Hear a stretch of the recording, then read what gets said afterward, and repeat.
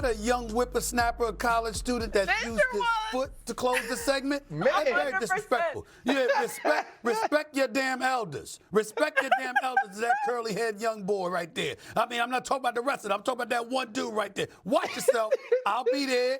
Y'all better be there. National television show, national television audience is bringing our show to Delaware State just because of my man Deshaun Jackson, who I've known and loved for years. I know he gonna be ready. He gonna have them ready. They better make sure they show up. That's all I'm saying.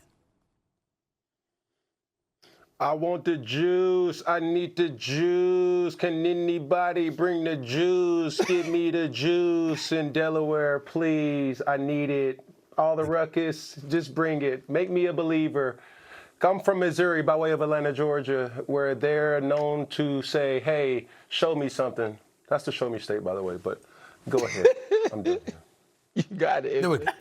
You got it.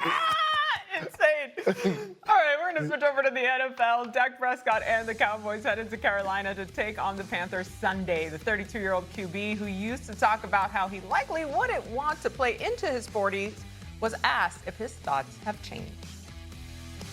40s would be a good number. Obviously, I've been through some injuries, played very physical in college.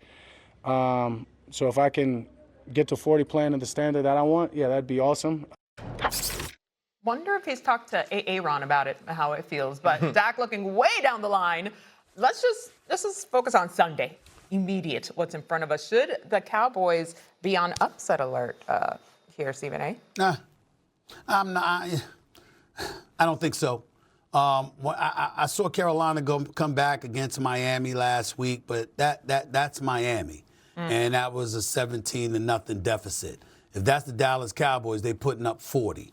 The one thing that we can say about the Cowboys offense is that it's prolific. Dak Prescott is having an MVP caliber season. I think that he's one of the top candidates for league MVP honors, which we had to educate D.O. about yesterday, RC.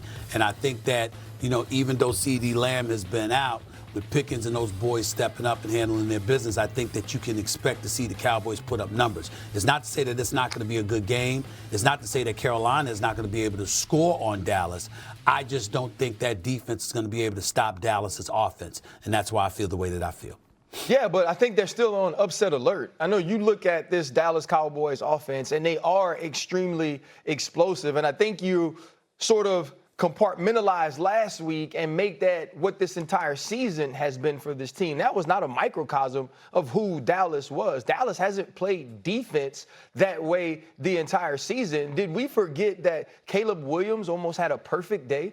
That Caleb Williams' jersey looked exactly like it looked when he walked off the field as it did when he walked on to the field? And did you not hear Rico Dotto say they better bring their pads? That dude rushed for over 200 yards last week. And Bryce Young, in different occasions, you go back to early on in the season against Arizona with a great comeback there. He continued to fight last week against Miami. This is a team that, I will say this, you got to get the right Carolina. You got to get the right Bryce Young. But this is a team that's continued to fight under Dave Canales, a team that played physically last week on offense and found a way to win against Miami. Dallas can't just walk in there and expect to win because they aren't that high caliber of a defense at this point. Well, I'll echo this. Daquavius, no, America, that is not his real name. It's just the swag name that I've been able to give him, and I like Daquavius. Daquavius has been playing very clean football. Clean football, might I add, looks like protecting the football at all costs. And I will say it publicly if somebody is going to utter it privately, and I know Dak will never admit to this.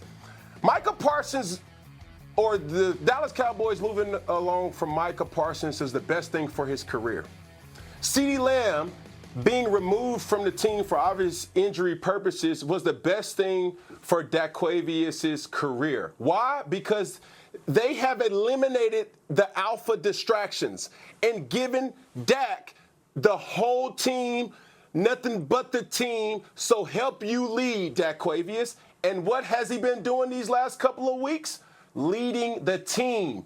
with his voice, no other outside sources, and he's been delivering the goods. I like that. Now, in regards to this being on upset alert, I think Carolina has the capability, but it's different when you're going against different forces that it has nothing to do with actual talent on the football field.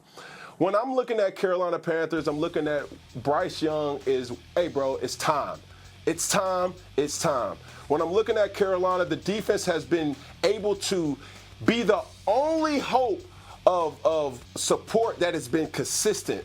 When I'm looking at the Carolina Panthers, I'm looking at a desperation win that can really catapult us in a direction that gives even the hurtful or heartless fans to say, okay, I can believe again. Because when you think about it and you hear discussions and you hear the pulse in Carolina, a lot of people are losing hope because they have nothing to hang their hat or their jerseys on these days. Cam, don't try to bury the lead. Don't try to hit us with a wham and then go to something else.